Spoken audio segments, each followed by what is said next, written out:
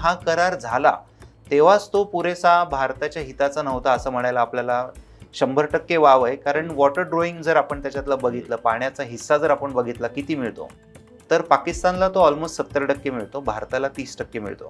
राजनैतिक म्हणजे डॉक्युमेंट्स असतात ना, त्या राजनैतिक डॉक्युमेंट्सची सुरुवातच पाकिस्तान आणि चीनच्या ऑल वेदर फ्रेंडशिप यानं होते. कारण का की चीनच्या परराष्ट्र धोरणामध्ये पाकिस्तानचा खूप मोठा रोल आहे आणि तो मेनली भारतविरोधी आहे. इराण आणि सौदी अरेबिया यांच्यामध्ये जे काही एक प्रॉक्सी वॉर चाललेलं होतं ते हळूहळू मिटण्याकडे गोष्टी येत आहेत. म्हणजे सौदी अरेबियाचे जे क्राऊन प्रिन्स आहेत त्यांनी इराणचा मध्ये दौरा केला. सो ह्याच्यातली कुठलीच गोष्ट पाकिस्तानचं जे काही धोरण आहे त्याच्या पथ्यावर पडणारी नाही आहे. भावना वेग जो असतो कुठल्याही पद्धतीचा हा राजनैतिक निर्णयाला मारकच ठरतो असं अनुभव आहे. त्याच्यामुळे मला वाटत नाही की फुल स्केल वॉर हा सध्या भारतापुढे ऑप्शन असेल. भारताविरोधात जिहाद पुकारणं, भारताविरोधात एक पद्धतीचं धर्मयुद्ध पुकारणं हे पाकिस्तानचं अधिकृत धोरण असणं आणि तीच पाकिस्तानची राष्ट्रीय ओळख बनवणं हा त्याच्यातला फार महत्त्वाचा मुद्दा आहे. आणि अर्थात पहलगामशी त्याचा संबंध खूप जवळचा आहे.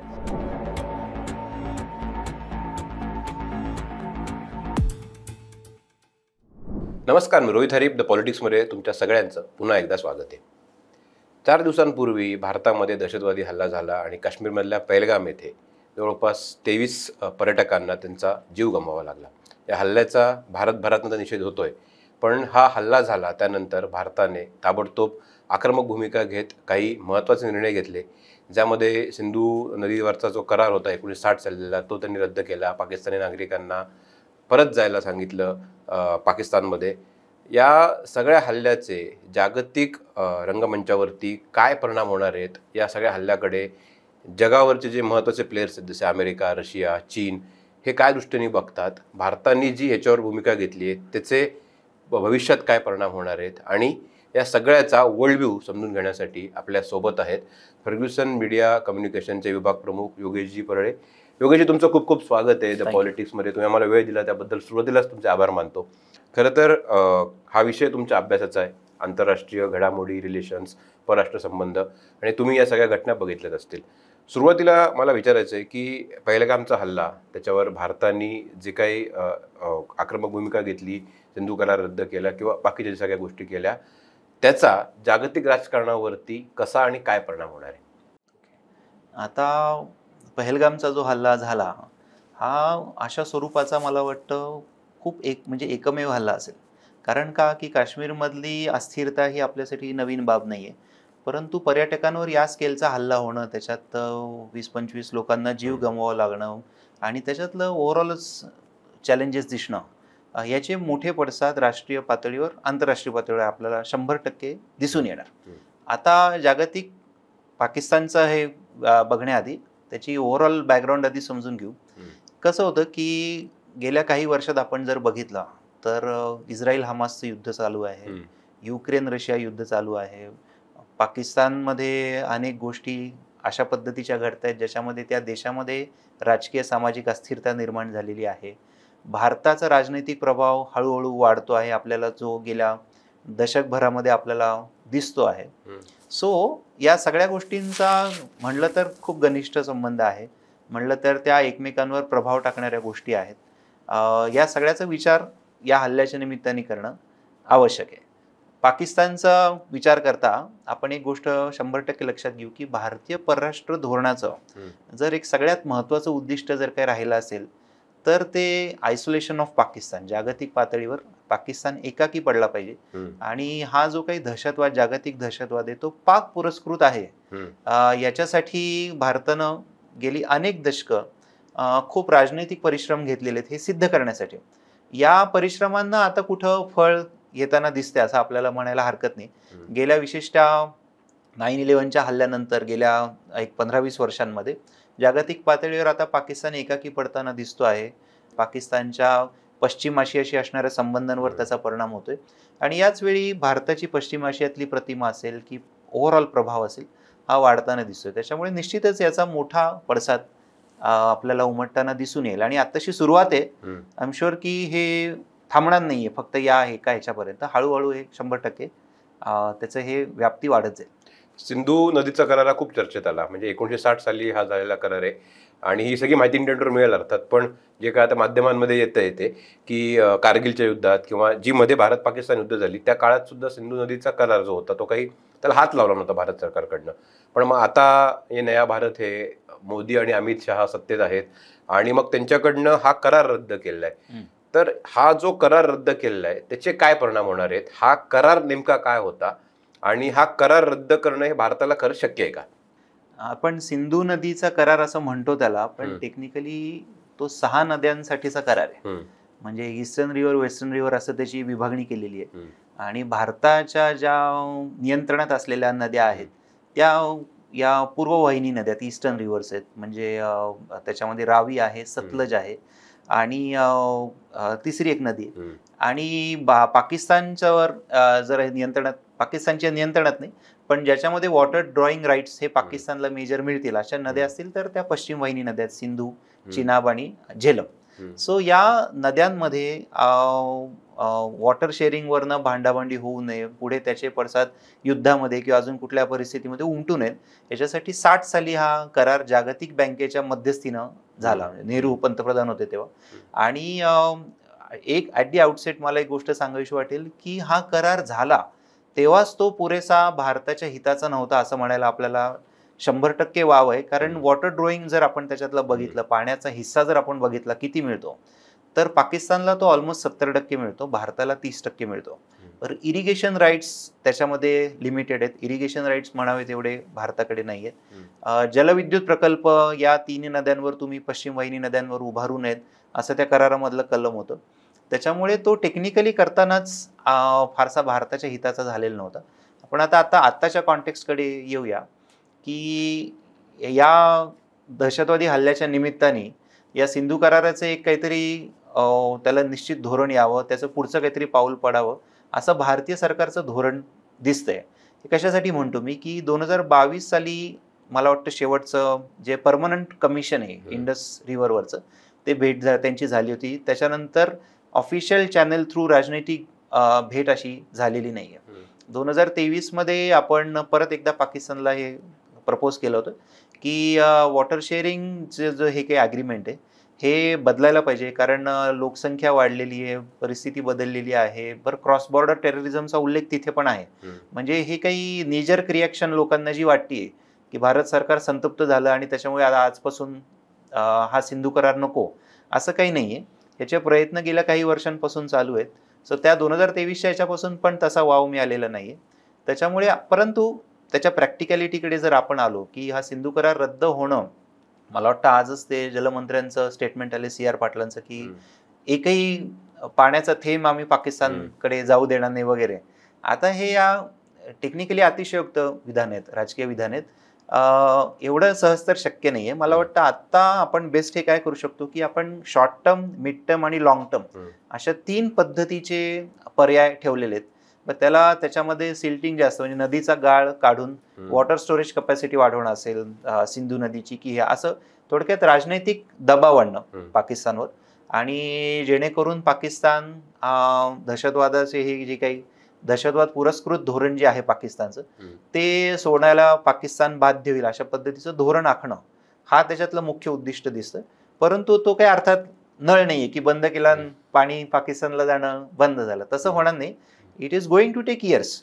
परंतु त्यानिमित्ताने धोरणात्मक बदल की सिंधू करार हा मुळात भारत हिताचा फारसा नाहीये आणि तो आता भारताचा वाढणारा राजनैतिक प्रभाव आणि मुख्य म्हणजे पाकिस्तानचा जो काही 75 वर्षापासून कांगावखोरपण आपण सहन करतोय या बॅकग्राऊंडवर सिंधू करार परत एकदा त्याचं हे व्हावं असा थोडासा प्रयत्न या निमित्ताने सुरू होईल असं मला वाटतं. पण मग सिंधू कराराबद्दल अशी माहिती मिळते की आंतरराष्ट्रीय करार आहे, जसं तू सांगितलंस की जागतिक बँकेच्या मध्यस्थीने तो करार झालेला आहे. तर असे जे आंतरराष्ट्रीय करार असतात, अकॉर्ड्स असतात, ते असे परस्पर एकतर्फी रद्द करता येतात?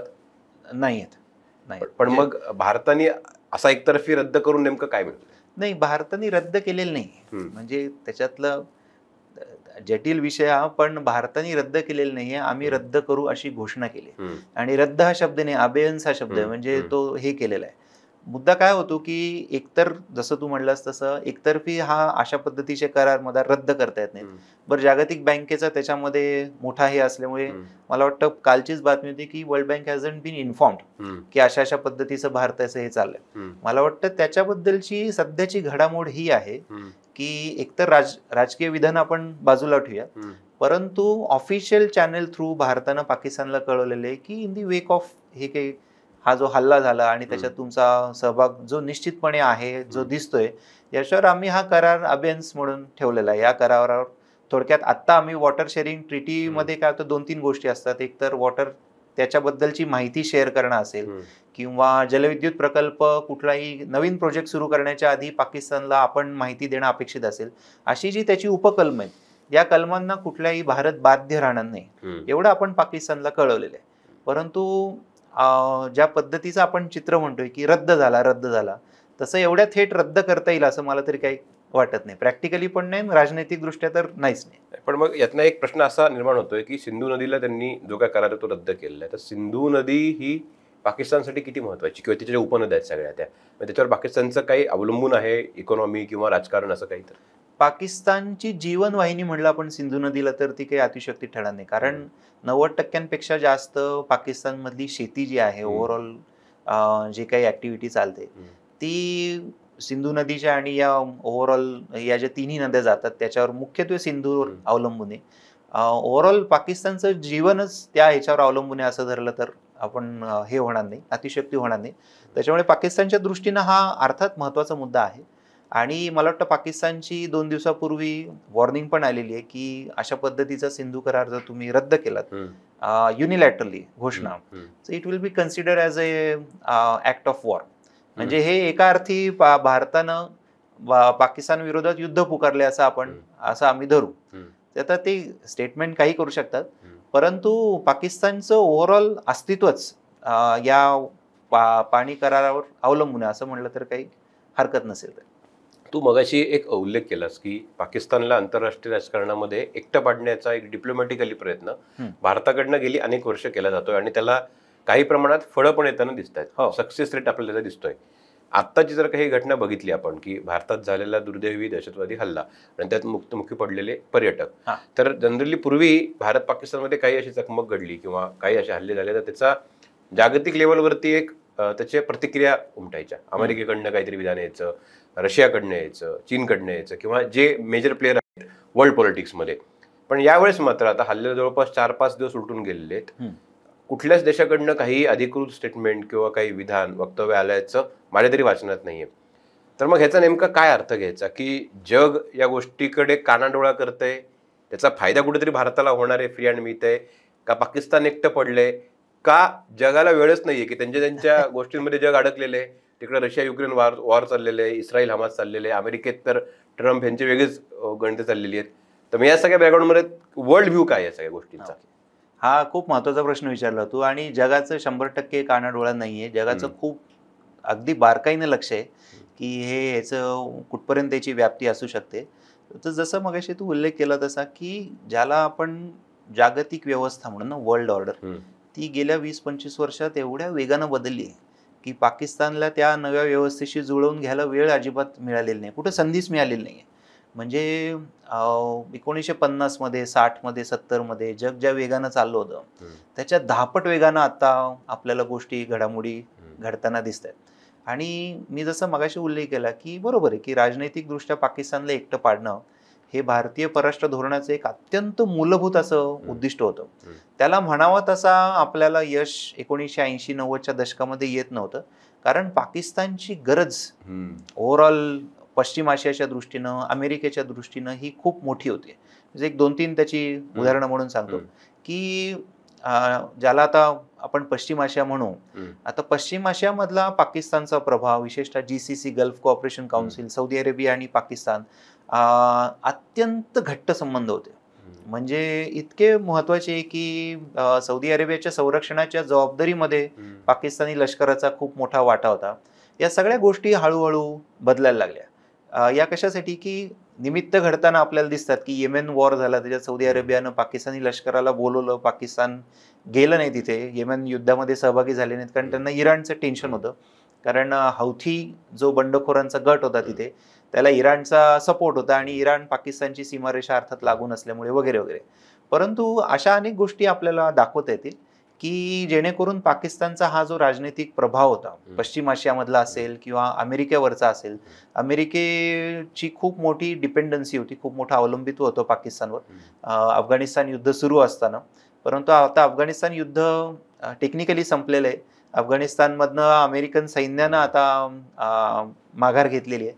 त्याच्यामुळे पाकिस्तानची गरज अमेरिकेच्या परराष्ट्र धोरणाच्या दृष्टीनं कमी झालेली आहे. सो ही पाकिस्तानला सवय नाही आहे. लक्षात घ्या की 47 सालापासून, म्हणजे मी उदाहरणं अनेक याची येतील की 1940 सालचं उदाहरण सांगतो. म्हणजे लियाकत अली जे पाकिस्तानचे पंतप्रधान झाले पुढे, त्याने की आमचा जर स्वतंत्र पाकिस्तान, ब्रिटिशांना केलेलं आव्हान आहे की पाकिस्तान जर स्वतंत्र झाला तर सर्वतोपरी ब्रिटिश परराष्ट्र धोरणाला पूरक असं परराष्ट्र धोरण आखणारा देश असेल. लॉयल असाच शब्द आहे, म्हणजे दोस्त असा शब्द नाही, लॉयल हाच शब्द आहे की तशा दृष्टीने असेल. आणि पाकिस्ताननं ते धोरण 47 सालापासून स्वतंत्र झाल्यापासून ठेवलेलं आहे. ते ब्रिटिशांचं धोरण वारसा हक्कानं म्हणून आपण अमेरिकेकडे गेलं. सो 90-2000 पर्यंत हे पाकिस्तानचं जे अत्यंत वैशिष्ट्यपूर्ण व्यूहात्मक स्थान आहे, जिओ स्ट्रॅटेजिक लोकेशन आहे, ते पाकिस्ताननं कॅपिटल म्हणून इतक्या चांगल्या पद्धतीने वापरलं. आणि त्याचा परिपाक असा झाला की भारतावर कायम एक पद्धतीचा राजनैतिक दबाव 1970-80-90च्या दशकामध्ये निर्माण करण्यामध्ये पाकिस्तान यशस्वी झाला. म्हणजे आपण 4 युद्ध लढली पाकिस्तान बरोबर, आपण सगळीच्या सगळी जिंकलो, आपण बांगलादेश निर्माण केला, तरी सुद्धा पाकिस्तानचा राजनैतिक प्रभाव आपण म्हणावं तसा खोडू शकलो नव्हतो 2001-2000 पर्यंत. परंतु या 20 वर्षांमध्ये 100% परिस्थिती खूप बदललेली आहे. आणि मी जसं म्हटलं तसं भारताचा राजनैतिक प्रभाव वेगवेगळ्या मार्गाने वाढतोय.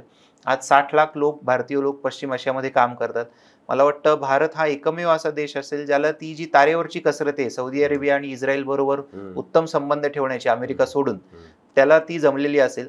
परत पश्चिम आशियामधल्या गोष्टी अशा पद्धतीनं बदलत आहेत की इराण आणि सौदी अरेबिया ह्यांच्यामध्ये जे काही एक प्रॉक्सी वॉर चाललेलं होतं ते हळूहळू मिटण्याकडे गोष्टी येत आहेत. म्हणजे सौदी अरेबियाचे जे क्राऊन प्रिन्स आहेत त्यांनी इराणचा मध्ये दौरा केला. आता ही रिसेंट घडामोड सांगतोय मी. सो पाकिस्तानची ह्याच्यातली कुठलीच गोष्ट, पाकिस्तानचं जे काही धोरण आहे त्याच्या पथ्यावर पडणारी नाही आहे. त्याच्यामुळे आयसोलेशन हा तर विषय आहेच. बरं, पाकिस्तानमधल्या गोष्टी एवढ्या वेगानं बिघडत चालल्यात, म्हणजे त्यांची आर्थिक घडी ही विस्कटलेली आहे. म्हणजे आपण एक उदाहरण म्हणून सांगतो की IMFचं आपण बेलआउट पॅकेज घेतलं 91 साली.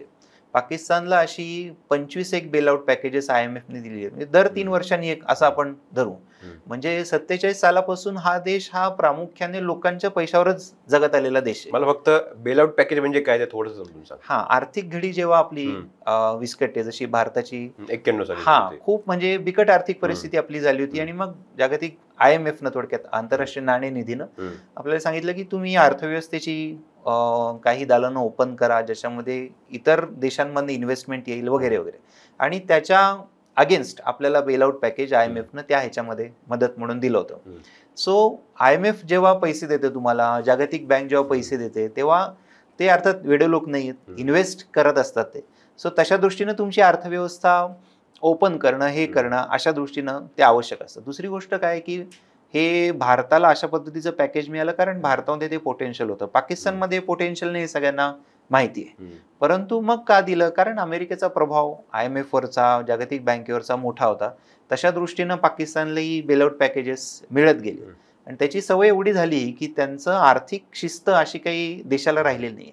आता तू बघितलं असेल की इलेक्ट्रिसिटीचा मोठा विषय झाला होता, मध्ये पूर आले होते. म्हणजे काय होतंय की सगळ्या दृष्टीनंच पाकिस्तान आता सध्या अडचणीमध्ये आहे. सो अशा अनेक गोष्टी आपल्याला सांगता येतील जेणेकरून पाकिस्तानची ही जी काही विस्कटलेली घडी आहे ही बसवायची कशी. तर तत्कालीन जे काही आत्ताचं जे काही सद्यस्थितीतलं नेतृत्व आहे त्यांनी याच्यावर सोपा मार्ग काय काढला, जो 47 सालापासून पाकिस्तान वापरत आलेला आहे, की म्हणजे जी ती होली ट्रिनिटी जी आहे पाकिस्तानमधली, अल्ला, अमेरिका आणि आर्मी, ही वापरून तुम्ही भारत हा तुमचा शत्रू क्रमांक 1 आहे आणि पाकिस्तानची आयडेंटिटी ही मेनली धार्मिक आहे, रिलिजियस आहे. या दोन्ही गोष्टी कन्सॉलिडेट करायला, पाकिस्तानमधलं जनमत कन्सॉलिडेट करायला, आणि जेणेकरून पाकिस्तानमधली ज्या व्यवस्था आता कोलमडायच्या बेतामध्ये आहेत त्यांना थोडंसं बळ मिळावं, याच्यासाठी करण्यात आलेली गोष्ट आहे असं म्हणेन. पण आपण जेव्हा जागतिक म्हणजे जागतिक वर्ल्ड व्ह्यू या गोष्टी सगळ्या बघतो आपण, तेव्हा त्यातला एक महत्त्वाचा दिसतो चीन. आपल्या शेजारी पण आहे, एक प्रकारे आत्ता पाकिस्तानचा गॉडफादर पण आहे. आणि जेव्हा भारत पाकिस्तान संबंधांची चर्चा होते तेव्हा भारत आणि पाकिस्तान हे दोघं कितीही म्हणू की आमचे द्विराष्ट्रीय संबंध आहेत आणि तिसऱ्याने कोणी मध्ये बोलू नये, पण चीन शिवाय पाकिस्तानचं काहीच होऊ शकत नाही, हे राजकीय वास्तव आहे. बरोबर. तर मग या सगळ्या हल्ल्यामध्ये चीनची नेमकी भूमिका काय आहे, चीन पाकिस्तान संबंध काय आहेत? तुझे सांगतोस की पाकिस्तान आता खूप वाईट अवस्थेमध्ये, इंटरनली पण त्यांचे खूप प्रॉब्लेम सुरू आहेत, आर्थिक परिस्थिती ढासळलेली आहे.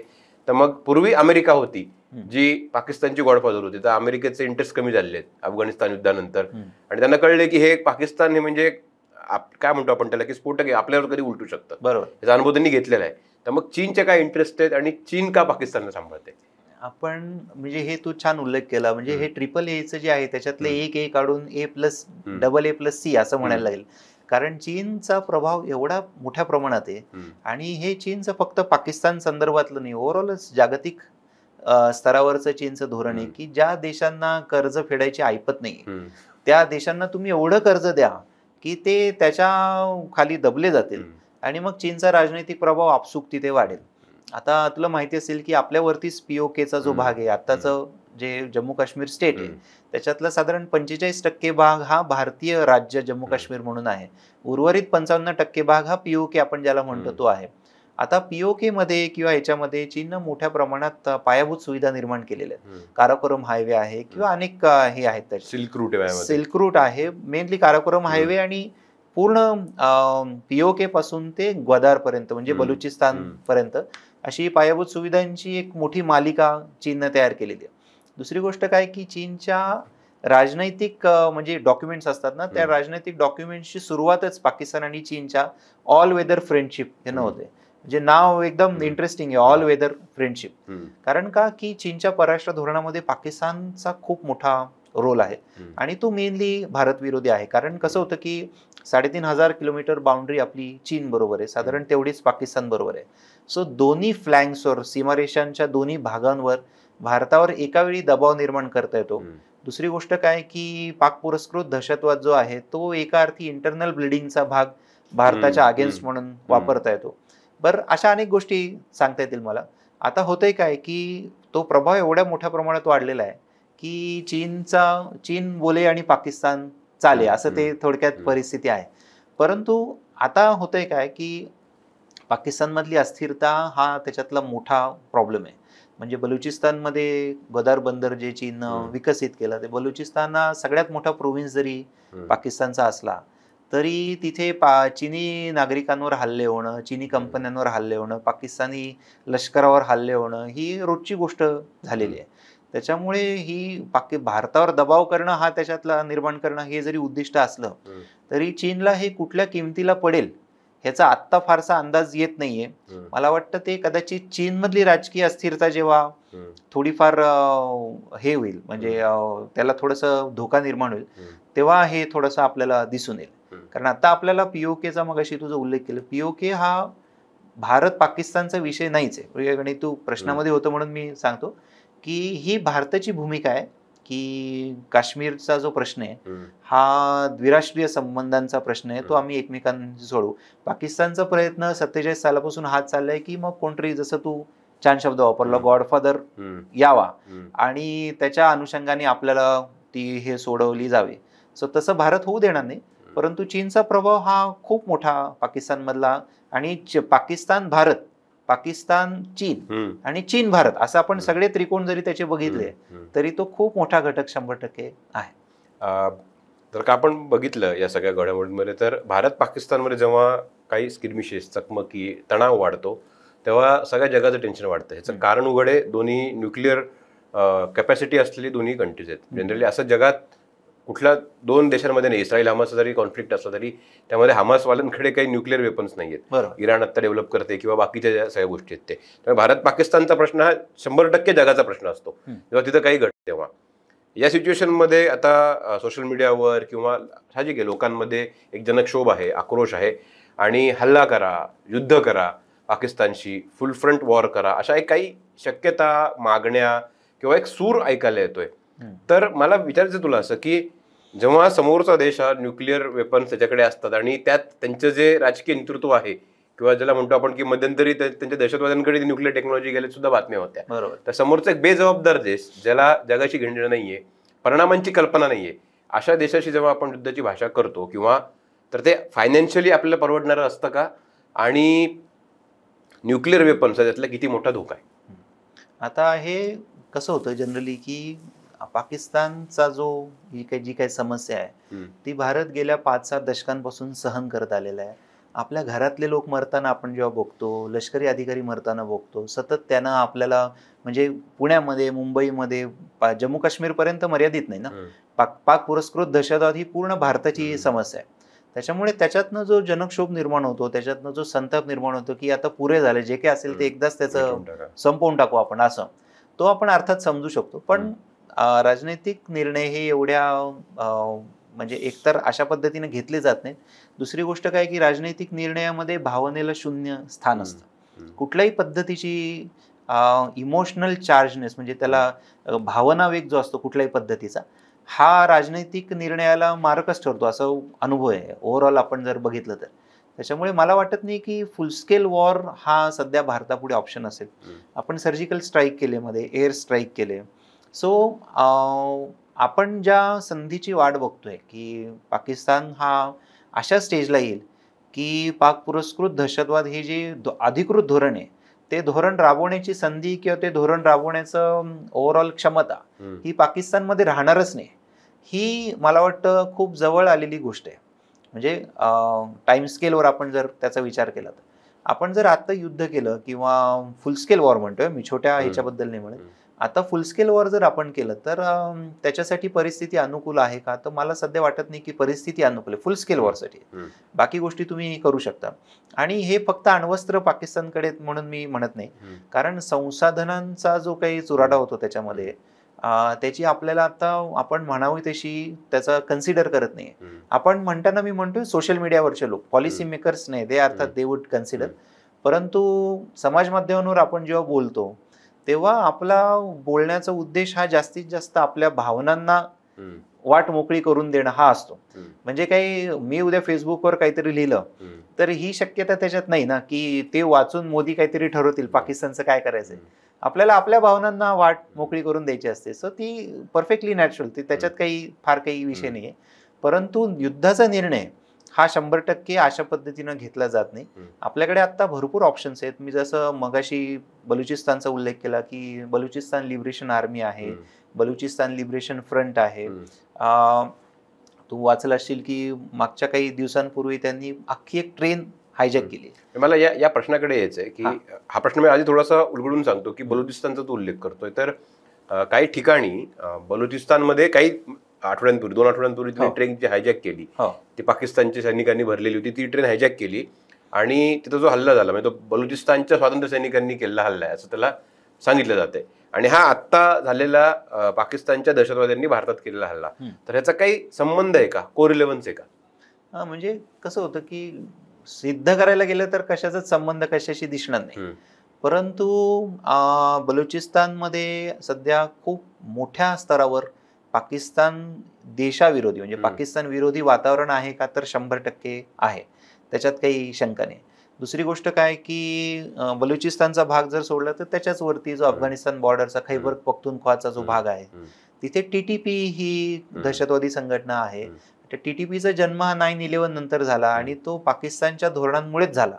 म्हणजे अल-कायदानं तिथे आश्रय घेतला अल-कायदाच्या नेतृत्वातनं आणि त्याच्यानंतर TTPचा उदय जो फटा भाग जो ब्रिटिशांच्या काळात आपण म्हणायचो फेडरली ॲडमिनिस्ट्रेट ट्रायबल एरिया म्हणजे जो आदिवासी भाग आहे पाकिस्तान अफगाणिस्तानच्या सीमारेषेवरचा 7 एजन्सीज आहेत त्याच्यामध्ये TTPचा मोठ्या प्रमाणावर उदय झाला. आता TTP हा असा भस्मासूर झालाय की तो कधीही पाकिस्तानच्या डोक्यावर हात ठेवेल. कारण TTPनं मध्ये युद्ध केलं, ऍक्च्युअली युद्ध झालं. म्हणजे मी जसं मगाशी म्हणलं तसं की चॅम्पियन्स ट्रॉफीच्या मॅचेस पाकिस्तानमध्ये चालल्या होत्या. पाकिस्तान अफगाणिस्तान मॅच चालली होती क्रिकेटची आणि सीमारेषेवर त्यांचं युद्ध चाललं होतं. सो TTPनं काही तिथले युद्ध करून त्यांनी आश्रय घेतला अफगाणिस्तानमध्ये. पाकिस्ताननं सर्जिकल स्ट्राईक केले, अफगाणिस्ताननं सैन्य पाठवलं. सो बलुचिस्तान असेल, हे TTPचा मी जो उल्लेख केला किंवा ओव्हरऑल हे असेल, सो पाकिस्तानची लष्करी व्यवस्था जर आपण म्हणू तर ती खूप स्ट्रेस्ड आहे सध्या. खूप अनेक ठिकाणी त्यांना त्यांचे रिसोर्सेस वापरावे लागत आहेत, अनेक ठिकाणी त्यांना प्रेशर पॉईंट्स तयार झालेले आहेत. सो हा सगळा भाग अर्थात महत्त्वाचा आहे. दुसरी गोष्ट मी एक छोटा उल्लेख करू इच्छितो की पहलगामचा जो हल्ला झाला त्याच्या आधी काही दिवस पाकिस्तानचे जे नवीन लष्कर प्रमुख आहेत, जनरल मुनीर म्हणून, त्यांनी पाकिस्तानी असणाऱ्या पण NRI म्हणजे NRP म्हणू आपण, की पाकिस्तान बाहेर राहणाऱ्या पाकिस्तानी नागरिकांना त्यांनी संबोधित केलं. हा ना फार महत्वाचा विषय आहे. कारण का की पाकिस्तानी लष्कराचा रोल हा तिथला खूप महत्वाचा भाग आहे. तर त्यांनी काय सांगितलं की पाकिस्तानची ओळख तुम्ही विसरू नका. म्हणजे त्यांनी चक्क 2 नेशन थेअरीचा उल्लेख केला. आणि हा जो द्विराष्ट्रवाद सिद्धांत आहे तो पाकिस्तान बाहेर राहणाऱ्या पाकिस्तानी नागरिकांनी पण विसरू नये. आपण म्हणजे तू समजून घे मी काय म्हणतोय, आपण सर्वार्थाने हिंदूंपेक्षा वेगळे होत, सांस्कृतिक दृष्ट्या, लिगसीच्या दृष्ट्या, राजकीय विचारांदृष्ट्या. सो ही जी पाकिस्तानची ओळख आहे ही तुम्ही बाहेर जाऊन सुद्धा जपा आणि तशा दृष्टीनं ती ठेवा, असा तो विषय होता. दुसरी गोष्ट काय की जनरल मुनीर जे आहेत ते पाकिस्तानमध्ये मी जसं उल्लेख केला की अमेरिका आणि आर्मी हे कधी सुरू झालं, साधारण 1980च्या दशकात सुरू झालं. जनरल जियाउल लष्करशाह होते आणि त्यांनी इस्लामायझेशन प्रोजेक्टचं नावच इस्लामायझेशन प्रोजेक्ट असे, हा मोठ्या प्रमाणावर राबवला. आणि पाकिस्तानचं लष्कर हे पूर्ण अर्थाने रॅडिकल करण्याकडे वाटचाल या इस्लामायझेशन प्रोजेक्टनं सुरू झाली. हे जनरल मुनीर हे तेव्हा जॉईन झालेले आहेत. म्हणजे आता त्यांचं वय जे काय असेल 50-55 असेल, पण तू लक्षात घे की हे इंडॉक्ट्रिनेशन एक प्रकारचं, म्हणजे माणसाच्या मानसिक जडणघडणीशी संबंध आहे ना याचा. सो आता जी पाकिस्तानचं लष्करी नेतृत्व आहे हे जनरल जियाउल यांच्या काळात जॉईन झालेलं आहे. त्यांचा मेंटल मेकअप तशा पद्धतीने झालेला आहे. त्याच्यामुळे भारताविरोधात जिहाद पुकारणं, भारताविरोधात एक पद्धतीचं धर्मयुद्ध पुकारणं हे पाकिस्तानचं अधिकृत धोरण असणं आणि तीच पाकिस्तानची राष्ट्रीय ओळख बनवणं, हा त्याच्यातला फार महत्वाचा मुद्दा आहे. आणि अर्थात पहलगामशी त्याचा संबंध खूप जवळचा आहे. तू बघितलं असेल की तुमचा धर्म काय हे विचारून गोळ्या घातल्या. कारण का की अपेक्षाच ही की हिंदू भारत आणि इस्लामी पाकिस्तान अशा पद्धतीचं एक नॅरेटिव्ह जे पाकिस्तानला खूप सोयीचं आहे, पाकिस्तान पूरक आहे, सेट व्हावं आणि जेणेकरून पाकिस्तानच्या राष्ट्रीय कन्सॉलिडेशनशी, राष्ट्रीय परत एक एकात्मता तयार करण्याशी त्याचा संबंध यावा, त्याची मदत व्हावी. असं या अनुषंगाने थोडा मला ना तुला किचकट प्रश्न विचारायचा आहे. मी किचकट का म्हणतोय, कारण की जेव्हा एखादी घटना घडते त्याच्यानंतर जो प्रतिक्रियांचा भडीमार होतो त्यातनं बऱ्याच वेळेला आपण रॅशनॅलिटीवरचा फोकस थोडासा अंधुक व्हायला लागतो. उदाहरण देत झालं तर आता काश्मीरवरचा हा हल्ला आहे. तिथं हिंदूंना त्यांचा धर्म विचारून मारण्यात आलं. त्याच्यावरनं परत एकदा समाज माध्यम किंवा लोकांशी बोलताना त्यांचा राग जो होता तो काश्मीर आणि तिथल्या लोकांवरती हळूहळू निघायला लागला. उदाहरणार्थ काश्मीरमधलं पर्यटन बंद करा. तर मला तुला काश्मीरमध्ये आता काय सिच्युएशन आहे, म्हणजे काश्मीरवरचं पर्यटनावर त्यांचं अवलंबित्व जे आहे ते खूप मोठं आहे, रादर तेवढंच त्यांचं रोजगाराचं साधन आहे. आणि दहशतवाद्यांना नेमकं हेच हवं असतं की तुम्ही हिंदूंना हिंदू विचारून मारा, जेणेकरून हिंदू त्याचा राग मुसलमानांवरती काढतील आणि विशेषतः काश्मीरमधल्या. आणि मग काश्मीरमध्ये त्यांना अजून बुरहाणवणी तयार करता येतील की बघा तुमच्यावरती कसा अत्याचार होतोय. ते दुष्टचक्र थोडं उलगडून सांगा. आता 2-3 गोष्टी मी सांगतो. म्हणजे कसं आहे की काश्मीरमधला दहशतवाद हे जे आपण सुरुवात करू, तर काश्मीरमधला दहशतवाद आहे ना, हा आपण ज्या पद्धतीचा जनरली आपला समज असतो तशा पद्धतीचा दहशतवाद काश्मीरमध्ये राहिलेला नाहीये. म्हणजे ज्याला फुटीरतावाद आपण म्हणू, 1990च्या दशकामध्ये, 2000च्या दशकामध्ये जो आपल्याला दिसत होता की काश्मीरियत ही ओळख असावी आणि म्हणजे तिथल्या लोकांनी मग पुण्यातनं गेलेल्या, बंगालमधनं गेलेल्या लोकांना विचारावं की तुम्ही इंडिया से आए हो क्या वगैरे अशा पद्धतीचा. सो हे जे फुटीरतावादाचं नॅरेटिव्ह होतं ना, हे काश्मीरमध्ये आता संपलेलं आहे. आता काश्मीरमधला जो दहशतवाद आहे हा अधिक धोकादायक झालेला आहे. म्हणजे काय आहे की पलीकडे, सीमेपलीकडे अफगाणिस्तान आहे, तिथे ISKP नावाची दहशतवादी संघटना, इस्लामिक स्टेट खुरासन प्रोव्हिन्स म्हणून. आणि बुरानवाणीचा तू जो उल्लेख केलास तो खूप महत्वाचा आहे की आपल्याला अनेक ह्याची नावं माहिती असतात, परंतु बुरानवाणीचं नाव म्हटलं तर सगळ्या भारतीयांना 100% माहिती असेल असं. आता बुरानवाणीचं वैशिष्ट्य काय आहे की दोन्ही महत्वाचे मुद्दे आहेत. पहिला विषय काय की त्यानं सोशल मीडिया इतक्या चांगल्या पद्धतीने वापरला, त्याच्या आधी कुठल्याच दहशतवाद्यानं अशा पद्धतीनं सोशल मीडिया वापरलेला नव्हता. त्याने रिक्रुटमेंटसाठी तो वापरला, त्याच्या नॅरेटिव्ह प्रोपगेशनसाठी वापरला.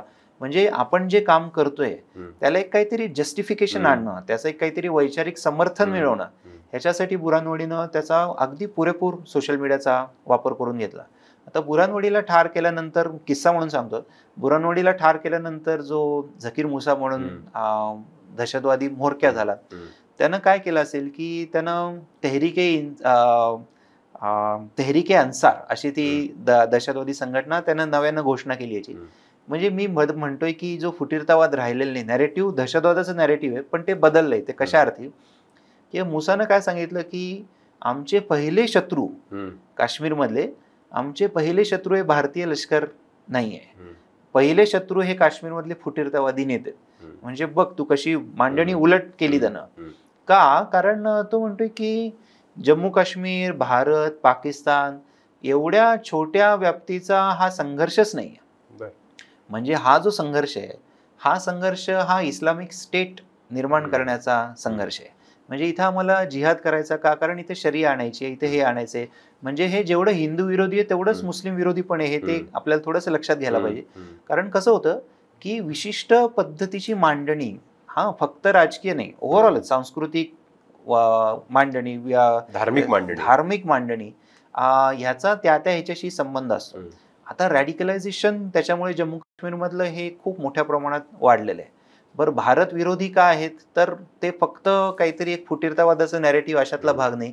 भारत हा एक हिंदू सेंट्रिक देश आहे आणि त्याच्यामुळे काश्मीरमध्ये त्याला कुठल्याही पद्धतीचं मूळ धरू देता कामा नये, अशा पद्धतीची वैचारिक मांडणी प्रभावी होणं आणि त्याचा काश्मीरमधल्या दहशतवादाला फायदा होणं, हे आपण गेल्या काही वर्षातला ट्रेंड जर आपण बघितलं तर 100% तुला दिसेल. मी ISKPचं म्हटलं तसं आयसिस हिंद आता आहे, किंवा हे तेहरीके अन्सार ही आहे.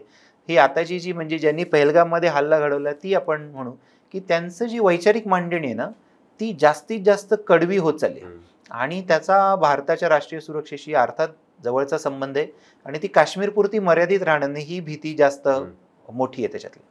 नक्कीच योगेश, तू जो काय हा विषय सगळा समजून सांगितलास आणि बाय ग्रासरूट सांगितलास, त्याबद्दल मला प्रेक्षकांना सांगायचं आहे की तुम्ही हा व्हिडिओ बघत असाल तर तुमच्या काही प्रतिक्रिया, कमेंट्स असतील तर त्या कमेंट बॉक्समध्ये जरूर कळवा आणि द पॉलिटिक्स चॅनल सबस्क्राईब करायला विसरू नका. आत्ताचा व्हिडिओ बघितला त्याबद्दल धन्यवाद.